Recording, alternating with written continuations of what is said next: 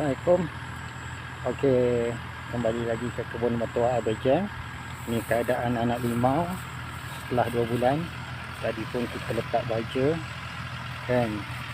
Itu hari masa tanam letak baja, keluar jugalah pucuk-pucuk dia kan.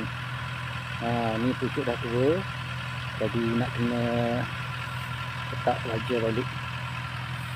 Okey, sambil tu kita letak juga kat pokok kelapa. Cuma rumput pun dah panjang kan.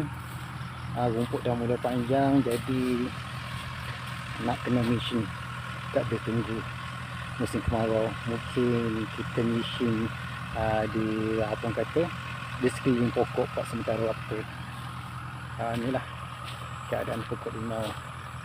Ada tadi sebelah tadi ada yang berbuah kan. Cumanya daun muda, daun pun nampak cantik. Tapi memang dah spray. Ingat bila ada panas sikit datang spray apa, racun serangga. Cuma racun serangga tu lah, kalau campur dengan biofake apa ni, foliar apa semua, rugi lah kalau bila rumput tebal macam ni kan. Jadi nak kena seeloknya mesin dulu. Tapi itulah, kod mesin apa ni, daun kena serangga yang mana nak pilih sekarang. Okey, jumpa lagi. Assalamualaikum. Okey, kembali lagi ke kebun mertua Abang.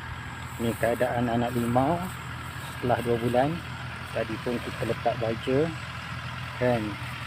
Itu hari masa tanam letak baja, keluar jugalah pucuk-pucuk dia kan. Ni pucuk dah tua, jadi nak kena letak baja balik.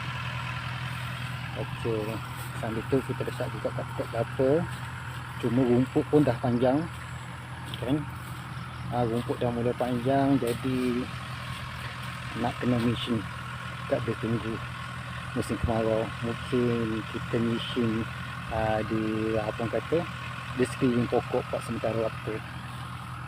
Inilah keadaan pokok limau. Ada tadi sebelah tadi ada yang berbuah kan. Cumanya daun muda, daun pun nampak cantik. Tapi memang dah spray. Ingat bila ada panas sikit datang spray apa, racun serangga. Cuma racun serangga tu lah, kalau campur dengan biofake apa ni, foliar apa semua, rugi lah kalau bila rumput tebal macam ni kan.